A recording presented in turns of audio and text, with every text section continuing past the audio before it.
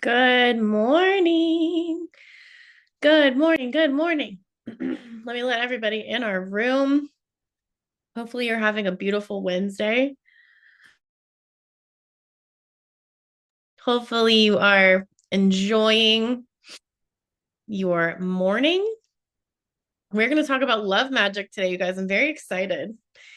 Very, very excited about this. I've been working on this Q&A on my notes for Q&A for a minute because I get asked probably the most in my pursuit of making notes for this Q&A, which I don't usually do. But I was like, I really need to sit with this because I think the thing that I get asked the most is about love, right? About different kinds of love. Yes, like romantic love, marriage, um, divorce, breakups, right? Both sides of the coin. But I also get asked about things like friendship, platonic love, community, spicy time, right? I'm choosing my words carefully because this is going to go on social media, so we can all be adults and infer what I'm saying. But I think, I think love and intimacy and interpersonal relationships, your relationship with yourself, are things that I get asked probably the most around magic and tarot and like life forecasting, psychic info. I get asked about love a lot.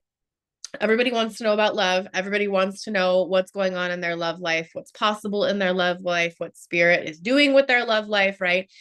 And so I've been in all of those boats myself. I've been in all of those spots myself, wondering like what the heck is spirit even doing? And because of that, because of living through it and because of walking through this myself, but also walking clients through this, students through this, for a myriad of years, even pre-Haven, when I was coaching, I've noticed that people come to the idea of creating love in their life from some very specific avenues. So, we're going to talk about that today because if I just give you the book, chapter, and verse for spell work, if I just tell you, here's how you do the things, that's not going to help you understand why you're motivated to do the things that you do, which is really what I care about, right? The intention underscores everything else.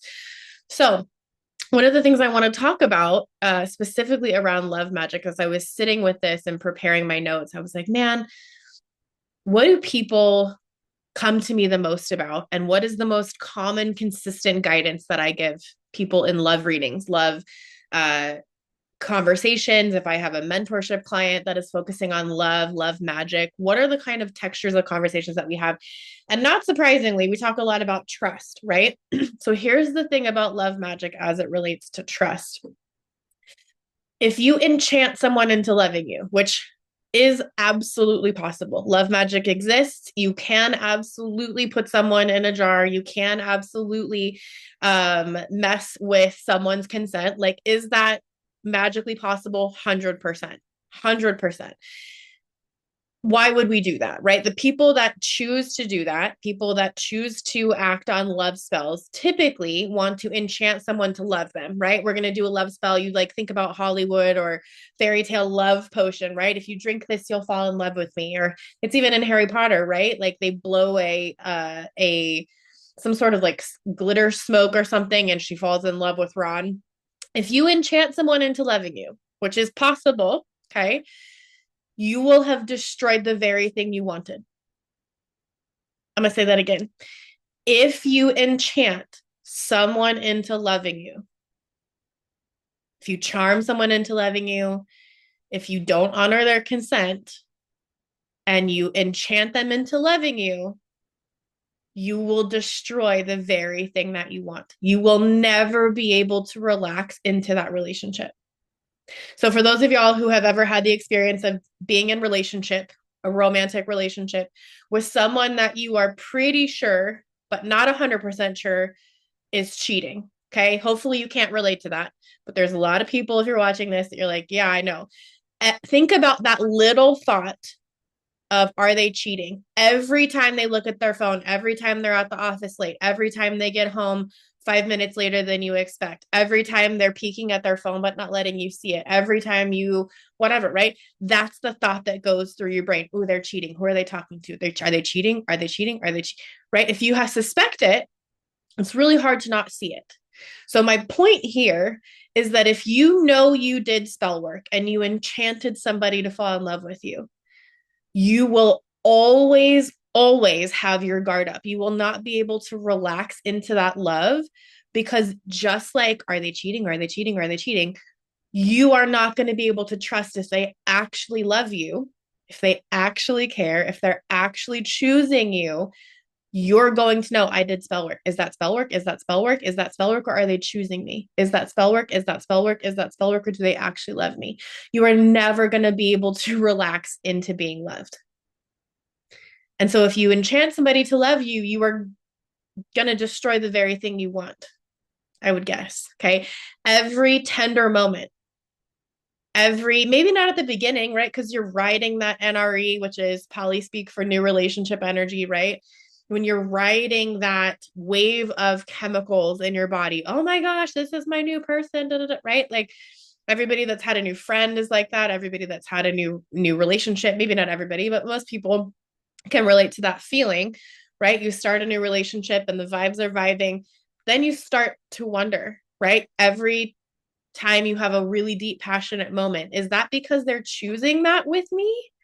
Or is that because put I put a spell on them, right? Is that because I did spell work? I enchanted our intimacy. Did they actually put an effort and grow and show up and do the work to be the person that I deserve? Or did I charm them? Okay, something to think about. You can't win a relationship. If you win a relationship or a friendship or you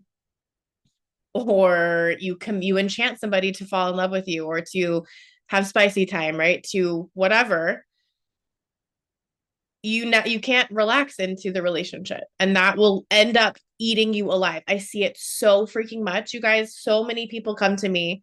I did love magic and now I want to get out of the relationship.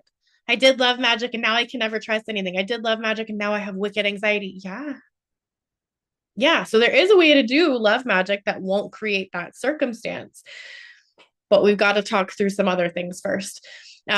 Real love magic can work. And most of the time when it fails, it's not because of technique.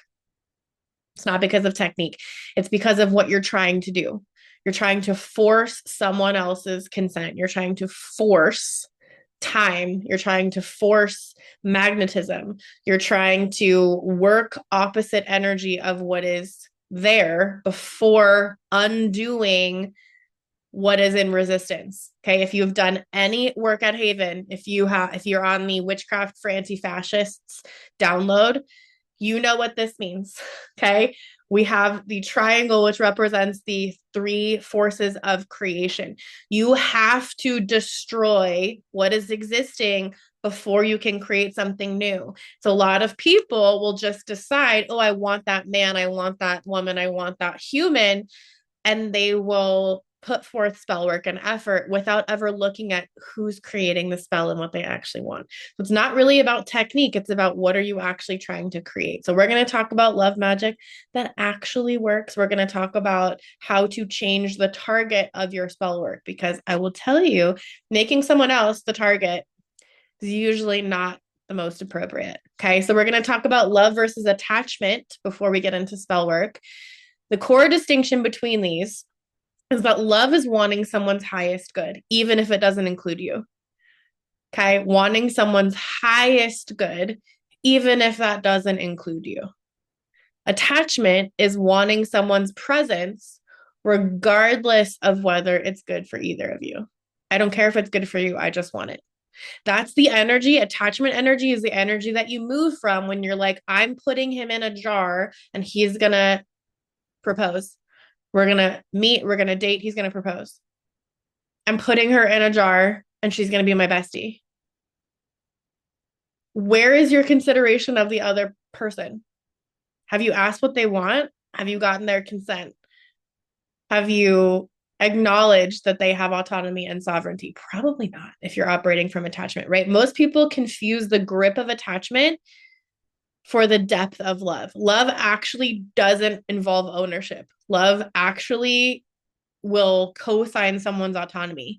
Love will fight for things to be healthy even if they don't involve you, right? The tighter you hold something, the less it feels like love to the other person.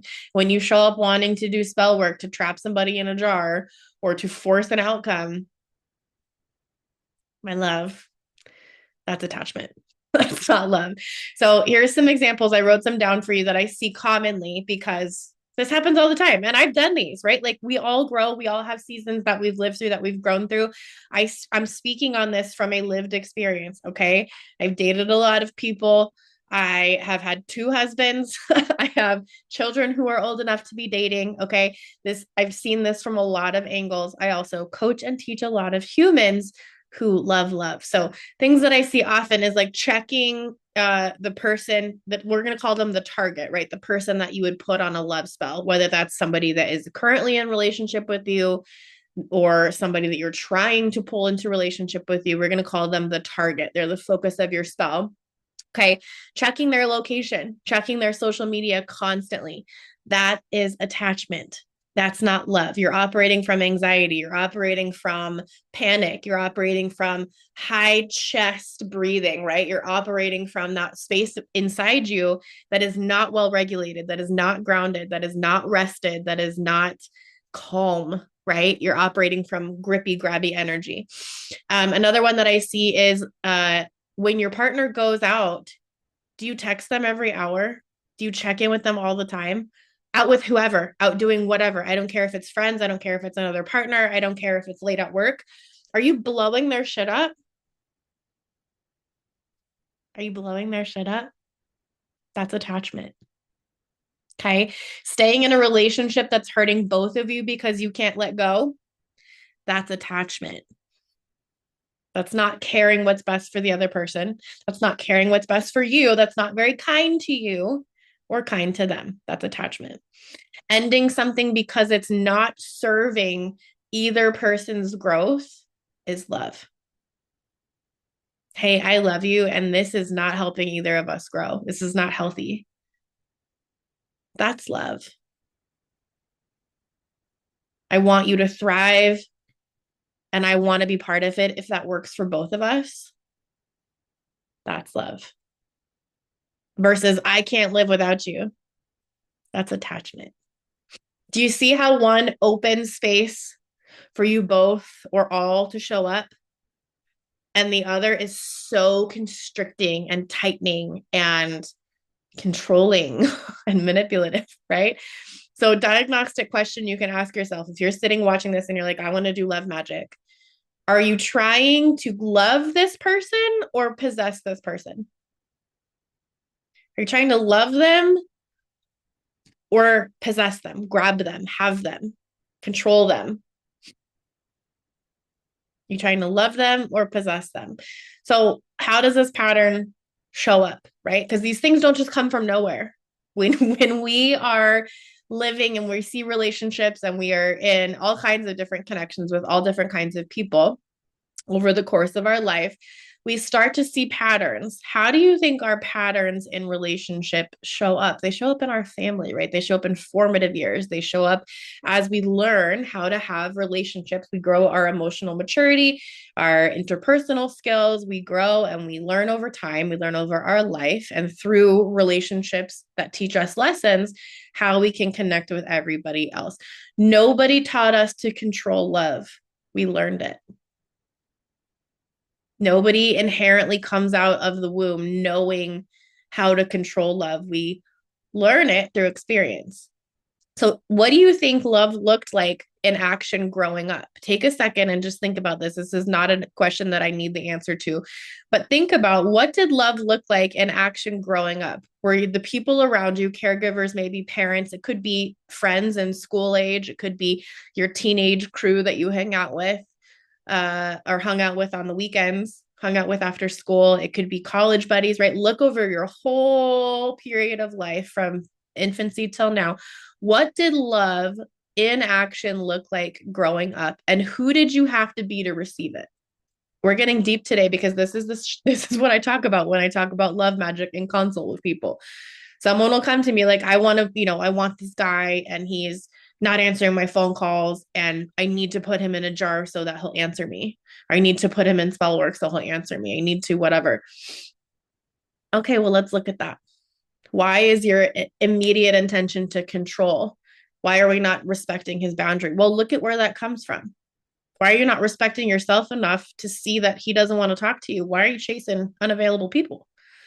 Well, look at where the pattern starts, right? When we are young, when we are growing up, and when, I mean, young is relative, right? Young can mean really, really young. Young can mean 40, depending on who you are.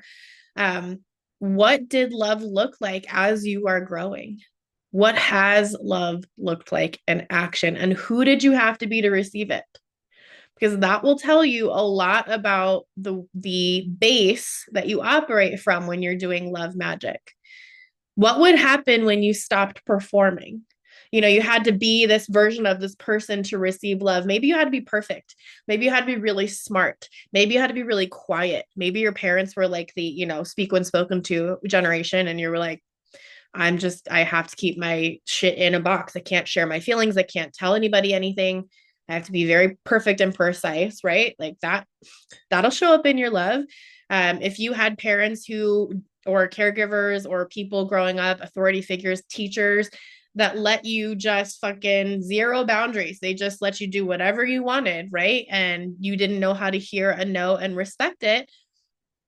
I would bet that shows up in your ability or lack thereof to do spell work and also your ability to have healthy relationships, right? What happens when you stopped performing? When you had to be this person to receive love, what happens when you stopped? Because that's the thing. It's a role.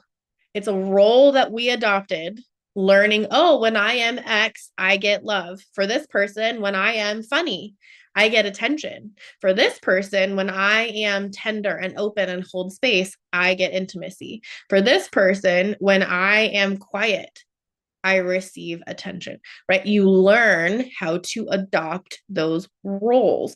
What that also can look like on the flip side is when you stop, when you take that jacket off, and you take those glasses off and you stop that role, what happens? Because what occurs in that moment when you are putting that role to the side is you get to experience the flip side of how you were met. And what that ends up doing over time is teaching you and your nervous system that who you actually are outside of that role is someone that can't be loved, someone that can't have healthy attachment, someone that can't be truly themselves and be seen and heard and witnessed and welcomed for it. That's not true. That's a fat lie. Okay. So I'm going to go over 5 specific patterns and how this can show up, and whether we're going to talk about the patterns and how you can work with each of them inside spell work. Okay. So these are 5 control patterns that show up in relationship. This is typically how you learned to attach to people, to love people. And each one of these, you might have more than one. You probably have one default. Each one of these you'll see how it'll affect your spell work. Okay. The first one is the overgiver. So this would be somebody who gives excessively to create obligation. This would be somebody that uses the line like, after everything I've done for you, right? Or uses generosity as a leash. Somebody like this? What you learn from doing life with someone like this is that you learn that love has to be earned or bought. Love has to be earned or bought. So I have to do enough. I have to be productive enough. I have to generate enough. I have to give enough. I have to empty my whole entire cup to be loved. Next one is the withdrawer. Okay, this is somebody who pulls away or punishes to create anxiety. You will instantly withdraw so that the other person comes running. And maybe you're the person running. Maybe you're the person withdrawing, right? You perhaps are somebody who received the silent treatment. If you have a withdraw person, somebody with the withdrawal pattern in your life, or you're this person, silent treatment, emotional unavailability as leverage. I'm just going to conveniently not be vulnerable. I'm going to conveniently not talk about my own emotions.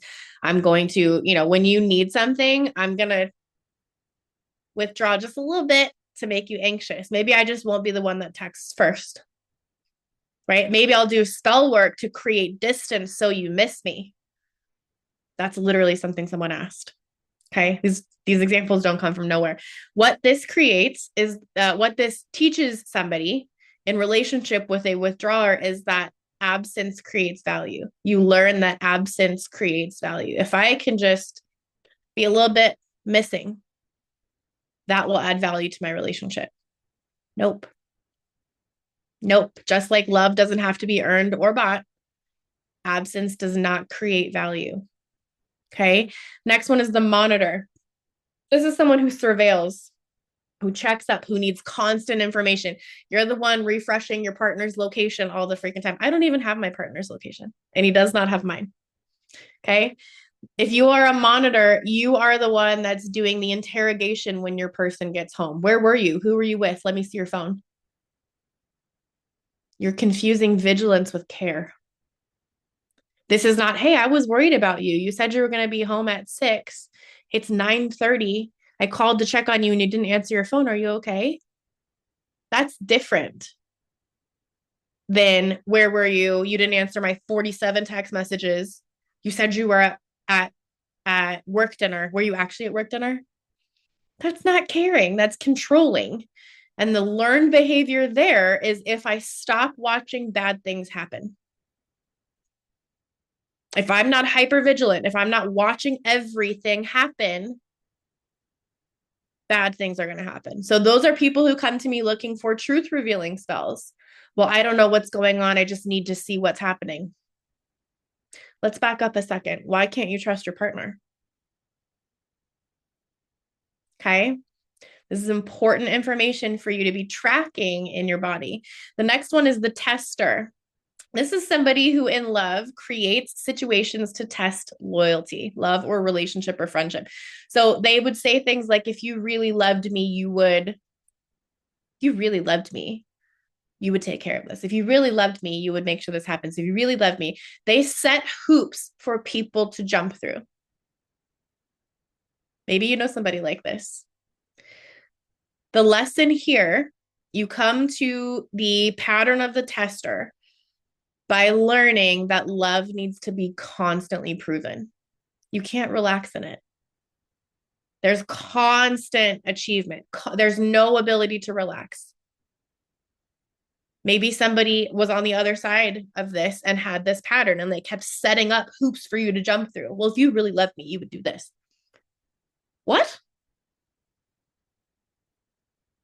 Love doesn't need to be constantly proven. Okay. The last one that I'll cover is the crisis creator. This is somebody who manufactures emergencies to pull people closer. So this is somebody who believes that drama equals intensity and intensity equals proof of love. You're not loved unless shit's on fire. You're not loved unless there's an emergency, right? Because you can't actually tolerate calm in your body. Calm feels like disconnection. This is kind of a sister pattern to the tester. You can't feel it in your body. You can't tolerate calm, can't tolerate peace in your body.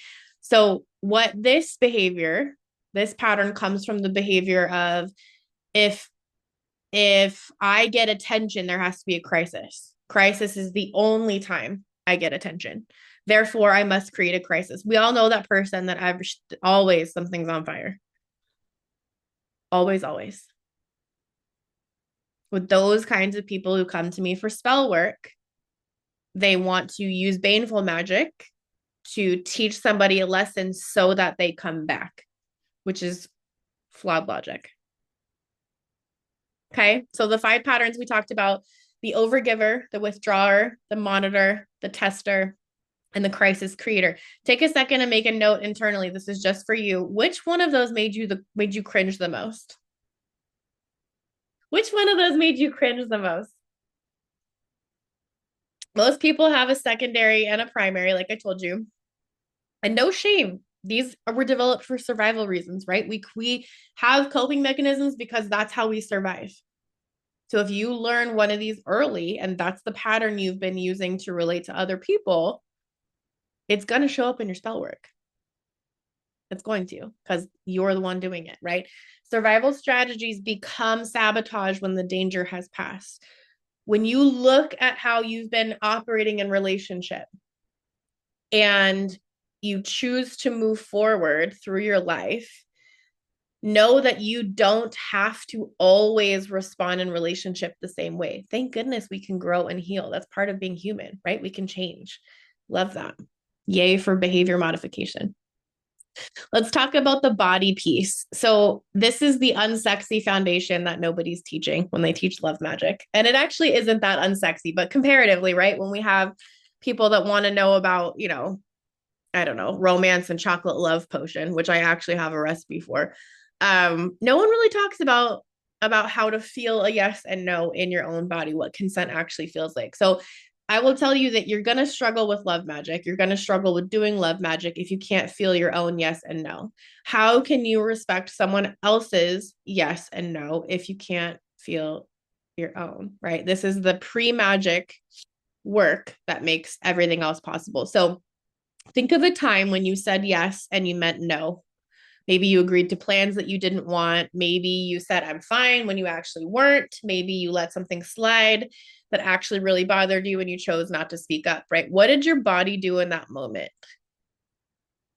What'd your body do in that moment? Typically, I hear things like throat tightening, chest constricting, right? Your stomach clench, your shoulders go up to your ears, your breath gets shallow. That is your body's signal for self-abandonment. That is your body's signal for self-abandonment. And the biggest tip I can give you as far as love magic is to learn to recognize that in real time, not in hindsight. Why does this matter for love magic? Because if you override your own signals constantly, you will override others too. The more that you allow yourself to be seen and heard and witnessed by yourself, you will see and hear and witness others in your spell work, love magic or not. Literacy in your body, meaning knowing your body sensations, being able to tap into spirit, which starts with knowing our body, is the foundation of ethical magic. Okay? Foundation of ethical magic. I want you to work on noticing this in your body. Work on noticing the somatic, the lived experience of what happens when you abandon yourself. When you say yes and mean no, pay attention to what happens in your body. Okay. That is your body's signal for self abandonment. The more that you can pay attention to what's happening in your body, the more you will be able to sit down at spell work and feel like, ooh, actually, this doesn't feel aligned. Ooh, you know what? That body feels icky. The spell work doesn't feel good. My intention feels like I'm controlling or like I'm moving from attachment, not from love. I'm moving to possess, not to partner. Okay. I want to talk about grief quickly because grief work comes up a lot in love magic, right? And you might not think that those two are twin sisters, but they are. Grieving old losses is some of the most powerful magic you can do. Sitting in your grief. It's not fun. I'm not telling you it's fun, but sitting in your grief is one of the most powerful acts you can do because once you feel that grief, you are able to call in new relationships, call in new vibrations, new frequencies, while still honoring the memories, still honoring the things that you have experienced, but you're not calling in new things to win back old love because you processed it, right? I see a lot of people who come to me for love workings who are desperate. They come to me for energy around and workings around processing new relationships, but they are holding energetic dump truck size buckets of grief and old memories from past relationships that there's no space for them to even metabolize a new connection because they're so full of things that they haven't processed, right? So things that I see that people hold that need grieving before you can successfully do love magic, your parents, wounds around your parents, the parent who wasn't emotionally available, the parent who required performance for affection, the parent who couldn't see you, right? Maybe some of you are the oldest daughter and you were working hard as a kiddo. You're keeping the family together. Parents focused on other things or work, or maybe your parents were focused on a sibling instead of you, right? You were the one that didn't get a lot of attention. That needs to be felt through. That needs to be looked at. Okay.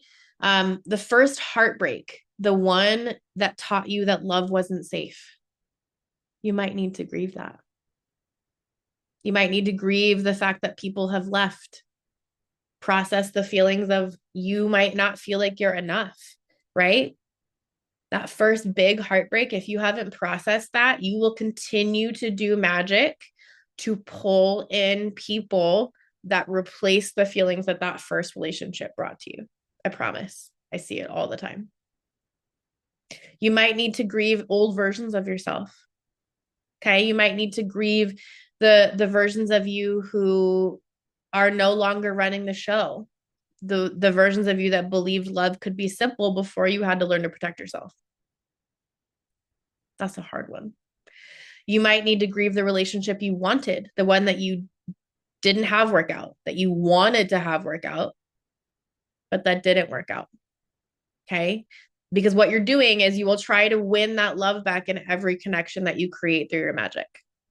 Every single one. So let's talk a bit about how unmourned, ungrieved magic shows, or ungrieved loss rather, shows up in magic. You will fixate on specific people, trying to finally get it right. I'm going to work on a spell and work on a spell and work on a spell and work on a spell and work on a spell and another spell and another spell and another spell and another spell because you have the same target.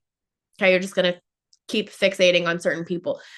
You might be having desperation energy brought to your spell work. Remember, if we're moving to possess somebody, to control, that's a space of desperation. That's a space of attachment. And when you show up with desperation energy in spell work, it's not going to work because you're trying to go for active force before you go to passive force. You're trying to go to 0.6 before you go to 0.3. If you don't know what that means, you need to come to Haven, or you need to download the Witchcraft for Anti-Fascist PDF. I'll put a link in the YouTube description box. Okay. You have to go through the process of creation when you do any sort of magic. And that means you have to destroy what is ready to go before you can create something new. You have to process your loss before you can call in a new relationship. Okay. You will find that grief that's unprocessed will show up in magic because you attract the same relationship over and over. How many of y'all have dated the same man in like 6 different bodies? Uh-huh. I definitely have been that woman. Okay. Definitely have been that woman. So you will notice that you attract the same person over and over again. And once you heal your grief, once you heal your wounds, you will find that the people that you attract change. You will up level your partnerships. Okay. Love that. You get to see actual 3D proof of it because you've healed. You'll notice that you might have an inability to let go even when something is clearly done. And I mean that from a spell work perspective. I mean that from a relationship perspective, right? If you have not healed your grief, you will stay fucking attached to shit that is not good for you. You will stay in it when you know that you are supposed to be done. What is being asked for is you to look at your grief, your relationship to loss. Okay. What are you still trying to undo in your love life? Think about it that way. What are you still trying to undo? If you're like, I don't have grief, I don't have loss, I don't struggle with this teal. Okay. What are you trying to undo in your love life? I'm not asking you to grieve fully right now. I'm just asking you to name what's there. Like awareness is the first step, right? The grief itself is deeper work, but it is the work. You have to look at those things before you're going to do love magic. This is why everyone's like, oh, love magic is so hard and it never works. No, it's because you didn't clear out your closet first. You got to operate from a clean slate. That's all. You can't build something new on the rubble of something that you haven't cleared yet. We have to make space, right? So let's move into magic and the ethical framework for how to do love magic and what it actually can and can't do. Okay. Now that we've covered a little bit of the foundation. Okay. So the hard line that I'm going to set, you cannot ethically target another person's choices. Everybody still has autonomy. I don't care how fucking strong your spell work is. Everyone still has autonomy. Okay? Everyone still can choose. We don't get to override someone else's free will. It's not how it works. If they're susceptible, if there's energetic condition, can it work? Yeah. Yeah. But you need to be mindful of the space that you're coming from. You can't ethically target another person's feelings or choices because we have to leave room for them to have autonomy, right? This is I hear petitions like, I want to open their heart to see the real me. I want to remove blocks to our connection. I want to bring them clarity about their feelings. If the intended income, my love, the intended outcome, the intended spell outcome is about influencing someone's choice, that's a consent violation. If the intended outcome is about influencing someone's choice, that's a consent violation. You choose if you want to do it. I'm not telling you not to. I'm just saying it's something to think about, right? The only ethical targets. So if we can't feel I can't make someone else the target for my spell, I can't make their choice. I can't, what the fuck am I supposed to do? The ethical targets, my love, is you. You are the ethical target in the love working. You or the field, the space, or the universe. Okay. So if you want to put yourself in a love spell, even if it's in relation to another person, let's use my partner, Jay, his first initial is J. Let's use him as an example, right? If I wanted to do a love spell between Jay and I, which I wouldn't, but if I wanted to and I was going to, I would make myself the target. I would focus on my blocks, my wounds, my openness, my radiance. I would say, okay, I met this person. Let's say this is 6 years ago. I met this guy and I am really interested. And instead of spirit, bring him closer to me, spirit, help me see my blocks to receiving love at that level. Spirit, help me increase my radiance and my light by healing the grief that I have that keeps me from relationships that are healthy. Spirit, help me cultivate my openness to new versions of love. Beautiful. Then we're still leaving room for Jay to say yay, nay. We're still leaving room for him to have his own experience, to make his own decisions, right? And I am not going to have to be in a relationship and go, oh shit, does he just say yes to a date because I put him in and I dressed a candle with his name on it? I don't have to wonder. I don't have to second guess and be in my head. I can actually enjoy and be calm and have peace in my relationship. Okay. So you can be the target for your spell. The field can be the target for the spell. So this is what you're energetically broadcasting and what you're calling in. Think about a talisman or an amulet, right? We've covered those on past classes, but having that energy broadcast and calm. So spirit, help me broadcast the energy of love. Spirit, help me broadcast the energy of compassion. Spirit, please pull toward me the energy of love. Please pull toward me the energy of spicy time. Please pull toward me the energy of deep, affectionate intimacy. It's about you, not about a specific person you're getting it from. So not only do you let that person's consent off the hook, yay, we're respecting autonomy, you also open the field for the universe to send you that energy. Let's say it's friendship from a really wide bucket, not just from one person. Love, why would you ask for a dish when you can have the whole fucking menu? Right? Ask for what you want, right? And make yourself or the field your target. You can also make the universe your target. Do spell work with the cosmos. Do a general petition for aligned partnership, not a specific person. Cosmos, please bring me an aligned partnership. Please bring me aligned friends. Please bring me community that is safe to build into. Are you seeing the threads? You're not asking for a specific person. I told you at the beginning of this, 42 minutes ago, that the target would change. It's not the person that you showed up thinking that you were going to do love magic on. Okay. This lands as liberation because it's not coercive. It feels free. It feels open. It feels liberating. It feels freedom giving, right? Because it is not attachment. It's love. You can create trust this way. You don't have to worry about if you are possessing someone because the only focus is yourself, babe. You're not running a control pattern. You're not in withdrawal mode. You're showing up. You're asking for what you need. You are knowing that you are worth love, that you are worthy of receiving love instead of coming at it from a transactional standpoint or an I can generate enough to be loved or I can do enough to be loved or I have to create crisis to be. No, babe. No. This isn't restriction. This is redirection toward magic that actually works. You're focused on yourself. The more you do magic, the more you do personal. Oh, I'm going to get on a tangent. I'm going to get on a soapbox. The more that you study, the more that you do magic, whether that's a haven or not, the longer you've been around, you realize that it is always us that has to change. It's never anybody else first. It's always fucking us. Always us that has to change. Okay. For those of y'all who are students, we are point three, friends. We are the thing that has to be transformed before we can build something new. You will never be able to hold the relationship that you want if you don't deal with the shit from the past. So if you change the way that you relate to grief, to loss, to mourning, to attachment, to love, to connection, you will be able to create the love and step into it that you are actually really desperately seeking without desperation, right? Love magic ethically looks like enchanting yourself into greater radiance and openness. Fuck yes. The world needs more people that are radiant and lit the fuck up. Yes, please.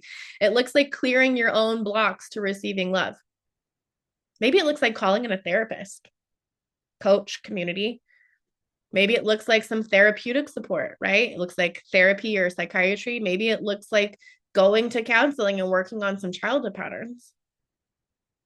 Maybe it looks like a hard conversation with your partner going, hey, I'm realizing I've been operating out of this because I'm holding some things that I haven't talked to you about. Ugh. Can we have a conversation? Not enchanting, ethical love magic looks like healing the wounds that make you grasp and want to possess. What are the wounds that are showing up that make you want to control somebody? Control the outcome of love, control the direction, the flow of love. Heal those. You can heal those with magic. Not a substitute for therapy, but you can heal those with magic. Ethical, aligned love magic looks like calling in partnership, healthy partnership, without attachment to who answers. You're not going for a specific person. You're not going for a person that reminds you of a person. You're just calling in love without a specific target. Okay.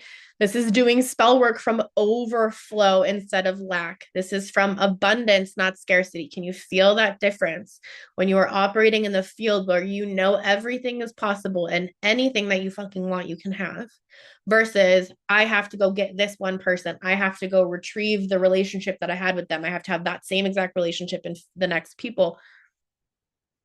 Or you don't heal it and you're like, I definitely don't want that, but I'm also not looking at it. And then you wonder why the next 7 people are that same person in a different body because it's asking you to look at it.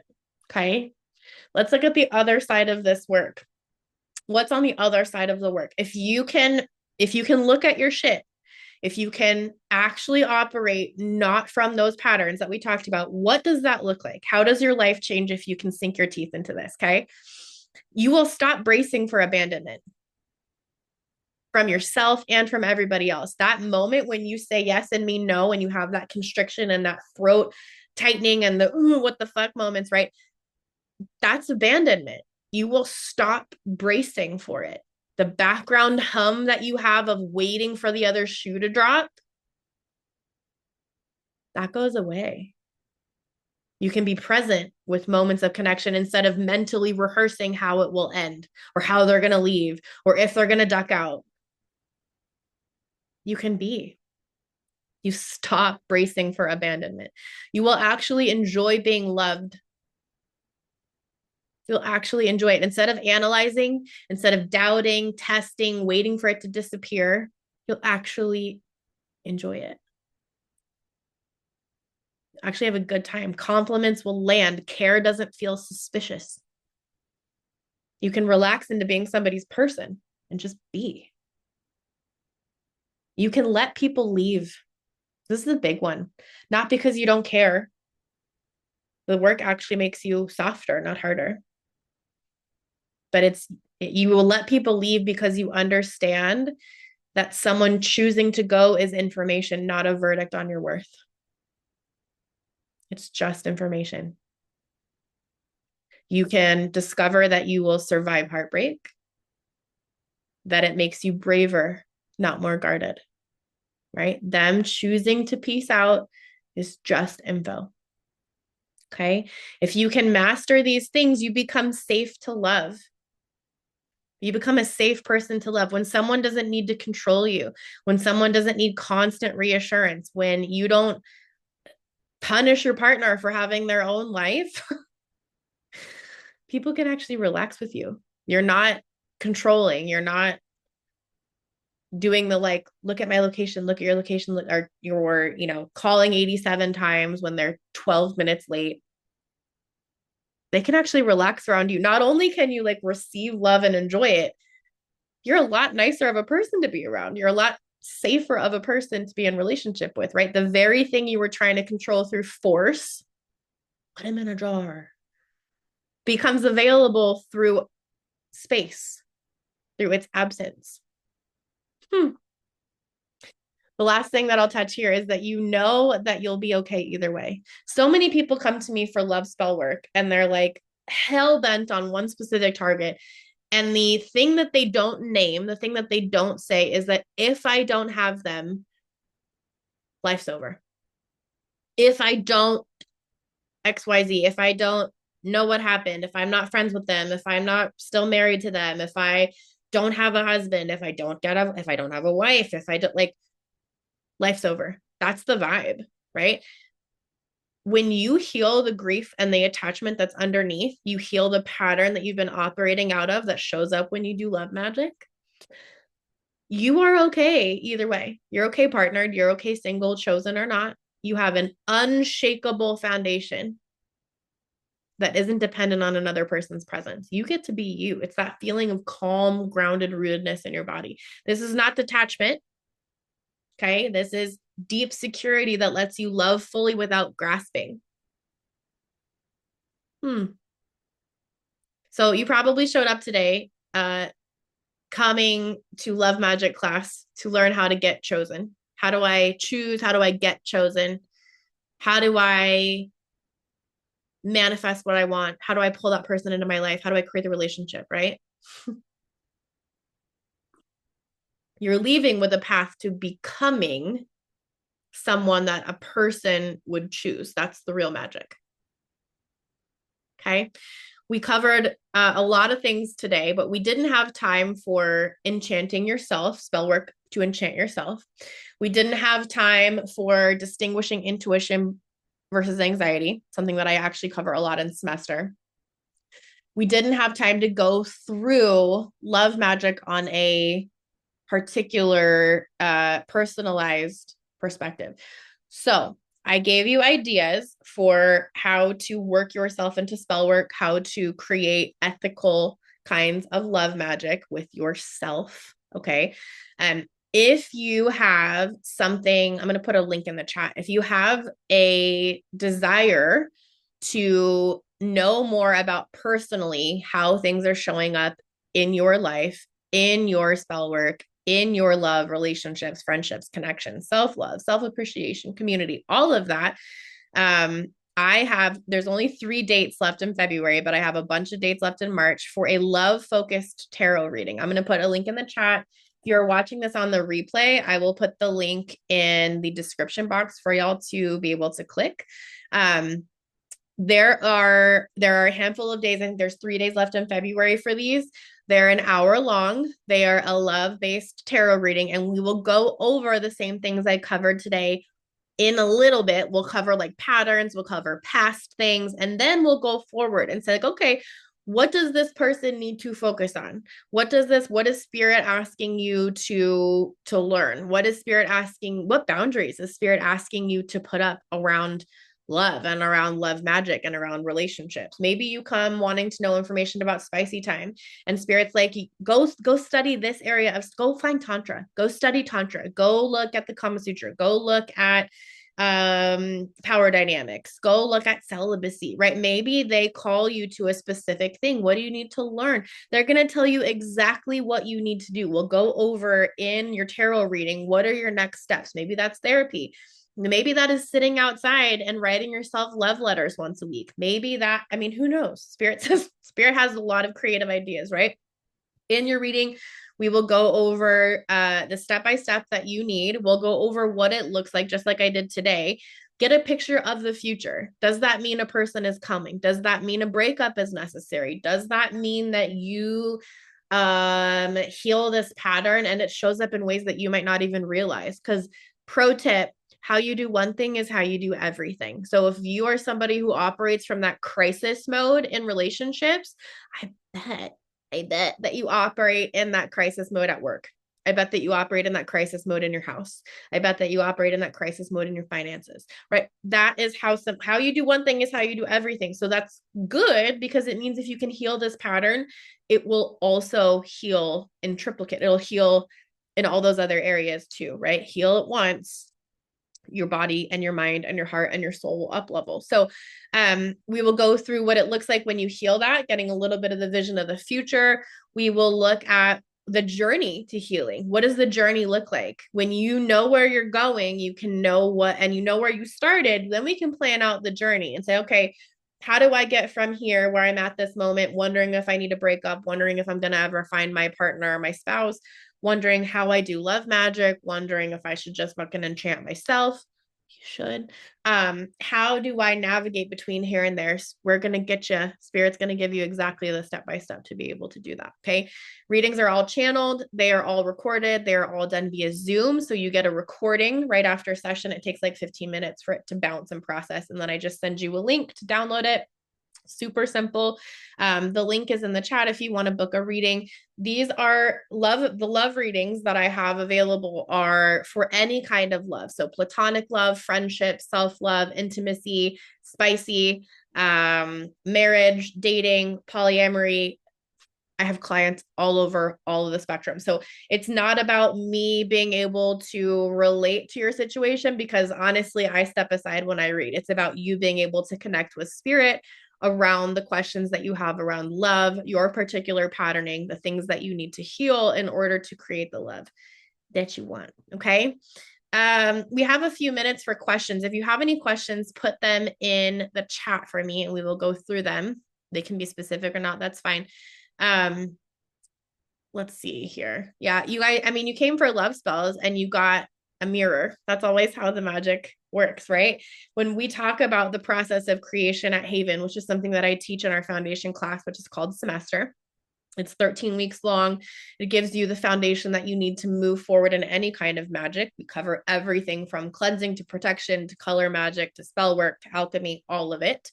One of the things that I love doing is talking about the way that things are created. And we have to remove what is in resistance before we can create something new. A lot of us just want to go do the thing.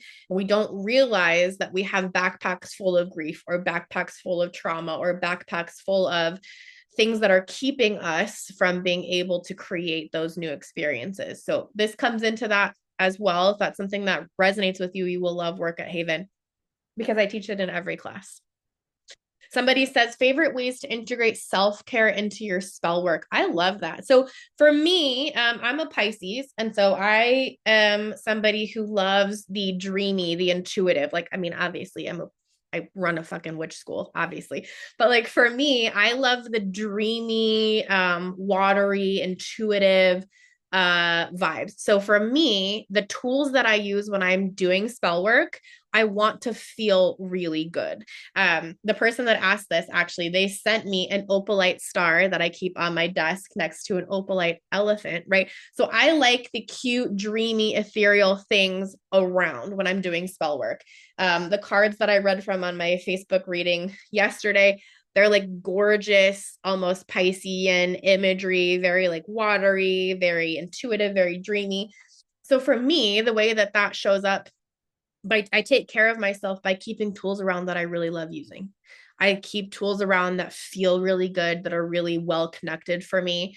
Um, Being a Pisces, right? I love water. Pisces is a water sign. So I do a lot of water workings in the bath or in the shower. I'm that could look like cleansing and releasing work. It could also look like I'm going to enchant the water to turn my radiance up to level 11, and then I soak in the water. Put a little bit of like, edible glitter, or mind your plumbing, herbs. You can do like any sort of love working, put rose petals in your bath, do a milk bath if that's a yes for you. Um, Things like that. Cause I'm already gonna take a bath. I'm already gonna take a shower, right? So I'm not adding anything to my to-do list, but I am bringing the intentionality of doing spell work and self-care into something that I'm already doing. Um, so I'd say personally for me, using tools that I really like, honoring my ADHD brain and not giving myself something else on a task list to do, but folding in my spell work and my self care into something that's already on my task list, already on my calendar. I'm a busy lady, so that helps a lot. Um, what other ways do I put self care into spell work? I only do spell work when I'm well regulated, which you wouldn't necessarily think is self care, but it is. I care enough about myself and my magic to not ask myself to channel energy when I'm exhausted. Just last night is a good example of this. We had a wild day at Haven. Some unexpected logistical changes happened, and my admin team and I met, and I was like, I am not regulated, and I do not want to show up. I would not be in integrity showing up to teach a live class. This was Tuesday night. I would not be in integrity. And I am in a funk, and I've got, admin logistics stuff that has to get focused on, that is going to prevent me from teaching. It is loving to myself and therefore loving to my students to honor the commitment. So I recorded the class and sent a video so that they could watch class at their normal time. If they had blocked out that time, they could watch it. But I was kind to myself. I said, I'm only going to do this regulated. That's the priestess that my students deserve. And I can't be here right now because I need to go take care of myself. I have things I need to go take care of. That is a way that I pretty much, I won't say always because I'm not perfect, I'm human, but that's doing magic, doing spell work well regulated is probably the biggest way that I fold self care into my spell work. Because if you think about it, you're doing spell work regulated, you make everything easier. There's no, and if you map it, because this person that asked this is a council grad, if you go through, any kind of magic, honestly, any kind of magic, and walking through the map that I teach, you will be able to save yourself going back and redoing shit. And that's only 10x if you're doing magic regulated, right? If you're doing it dysregulated, you end up creating a lot of things. You have to go back and like, oh yeah, I unintentionally added some anger into my love working because I came right in after traffic and sat down at my altar. Right? So I would say those are some of my favorites. Hopefully that gives you ideas. Next question says, are there any spells where you and a partner can both participate in, like all consenting? Yeah, like a cleanse and protect for the relationship or growing closer type. I love this question. This comes from one of our staff members. And yeah, absolutely. So I do a lot of partnership ritual. When my partner comes home, we actually sit together and ground all the time. Not all the time, but like nightly. He will actually come home and we'll sit upstairs in our living room, knee to knee, or make eye contact, eye gaze, things like that, or just breathe, do a lot of breathwork practice. That's a really good way to ground. It's a really good way to, and that is spell work, right? It's a good way to be present, to regulate with each other. I would say that there are like, personally, I've had moments of like full moon rituals. The full moon is a thing for Jay and I. We actually count our relationship in moons, which is really funny. I don't think I told you guys that. So usually on the full moon, we're together doing something and working some sort of relation or working some sort of spell together. And it's typically, it is, it could be as simple as me asking him, what is something that you want to see for us as a couple, as a unit between now and the next full moon? He's going to give me ideas. He's an Aquarius. He pops them off quick. He doesn't know necessarily that that's intention, right?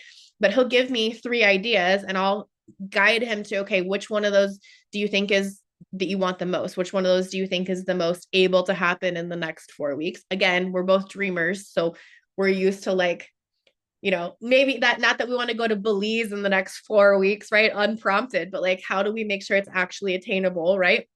So we work on what he and I want for our relationship, typically at the full moon. And then I map it. I script it, just like y'all know. If you're a student at Haven, I map out what we need to create through the law of creation so that we have the things that we want in the next 4 weeks. So there's, yeah, lots of examples. You can do like, if you've ever been at a wedding where they have like a unity candle or they have like the sand art, I don't know, some of y'all have probably done that. That's spell work, right? Like lighting a unity candle. I'm going to light this candle with the intention that our families are brought together, that our union is official. That's spell work at a wedding, which just makes the like pastor's kid in me, you guys. I laugh so freaking hard every time I'm in a church watching a wedding and they light a unity candle. I'm like, y'all are doing magic. It's absolutely a thing. So yeah, I think, there's absolutely options. Cleansing is great. Take a shower together, right? Like sex magic is absolutely a thing. To protect the relationship, honestly, that's what wedding rings are. Like if you have ritual jewelry, think about a wedding ring, right? A wedding ring is a symbol of commitment, or I mean, not even a wedding ring, an engagement ring, a necklace that someone gives you, a collar, if that's your style, right? That is a symbol of commitment. That piece of jewelry, that piece of whatever, holds that energy and intention of I am committed to you, you are committed to me. That is ritual spell work, right? What you're doing when you're exchanging rings at a traditional wedding, right, is you are exchanging consecrated tools. You are doing a ritual of I belong to you, you belong to me, we're both consenting, we have something that we're exchanging, therefore this bond, this union is created.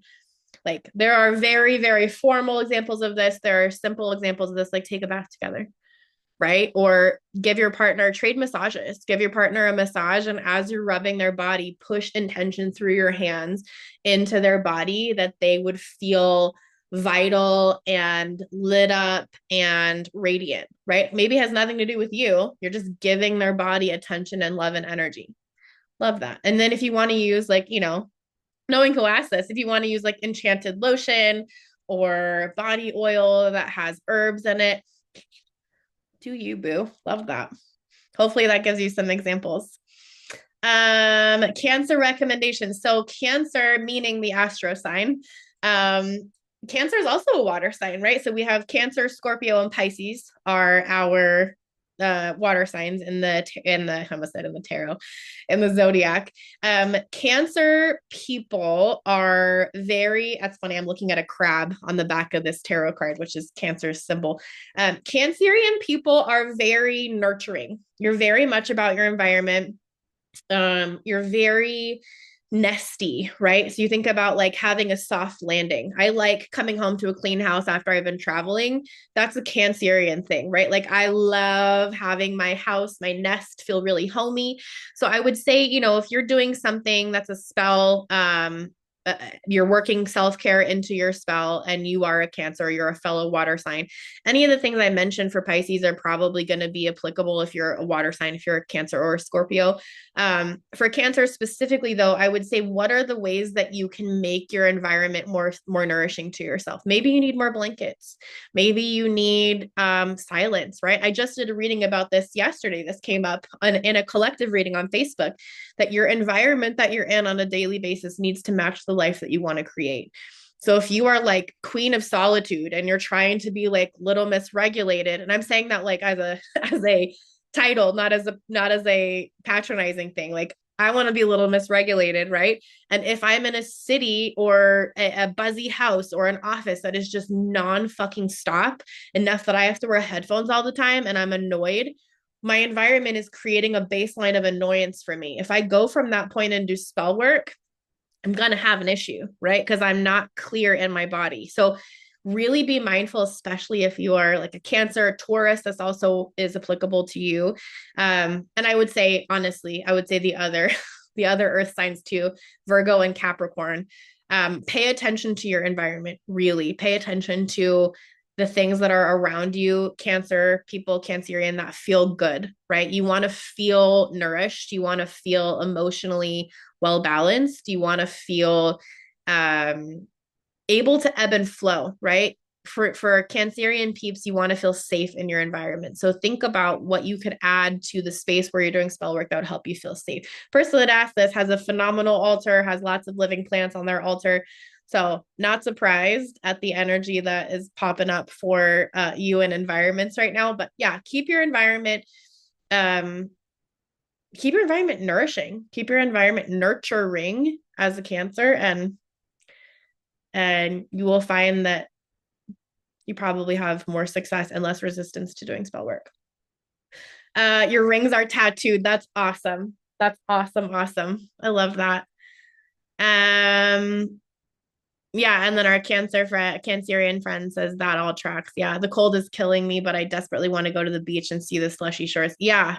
Yeah, environment matters a lot. And water, I mean, as a fellow water sign, like if I'm dysregulated, I'm likely going to do yoga. And like, if it depends on the dysregulation. If I'm dysregulated and I'm like irritated, I'm in that more yang side of like, I need to move my body, I need to burn some energy. I will go more into fire practice, more into wands energy. I will get into yoga or whatever. If it is more of that yin style practice, I will take a shower or take a bath or take a nap. Like usually I'm in the water or I'm asleep. Yeah, she said it's cold here. Yeah, you're on the East Coast. It is. I mean, I'm a little bit of a wuss today because it was like 84 degrees here yesterday. Jay was working outside. He came home with his suntan, and I was like, I'm in my fucking fleece outside. it's it's Phoenix cold here. It's not actually cold, but it's cold for us. Um, yeah, it was like 85 something yesterday. Oh my gosh, there's a picture in the chat. For those of y'all who are watching the replay, you won't get to see it, but I'm looking at a picture of a house with a bunch of snow everywhere. And growing up in Colorado, that reminds me of growing up. It's beautiful. I'm grateful that we don't have snow in this part of Arizona, but also I'm only a couple hours away from snow if I really want it. I can drive up to Flag and see it. All right, y'all. Any questions? Any other questions on love magic, on self-care, it's funny, I was pouring my coffee into a mug this morning talking to our staff, our team at Haven, and I was making coffee and I was like, ooh, I'm going to put it in this mug knowing that we have our love magic session today. I'm very excited about it. All right, y'all. I'm not seeing other questions in the chat. Thank you, those of y'all who were here. I will have a replay emailed out to you. It will also be on the YouTube channel as usual in our playlist for Q&A. If you want to watch the replay or share it with anybody, you are welcome to. Thank you for being here. And if you would like to book a tarot reading for love related subject matter with me, let me know. You can click the link in the description box or in the chat if you're here with me live. I have, like I said, I have 3 days. It's the 4th of February. I have 3 days open left in February for tarot readings. If you can't find a spot in February, there's a lot of them available in March. And I think it'll let you book into April too, if you're looking at this perhaps after it was released. Go check that out. And I will see you guys next week. Let's look at what we're going to talk about next week. I always do this at the end to see what we're going to chat about. Okay, so next week, we're actually going to get to do some spell work together. We're going to talk about rose and herb spells for connection. So what kind of correspondences, what kind of ingredients in spell work can we use to create love, connection, spell work? We're going to talk about that because we're getting toward Valentine's Day. And we've got some good things coming. So I will see you guys next week. Have a good rest of your Wednesday. Thanks for being here.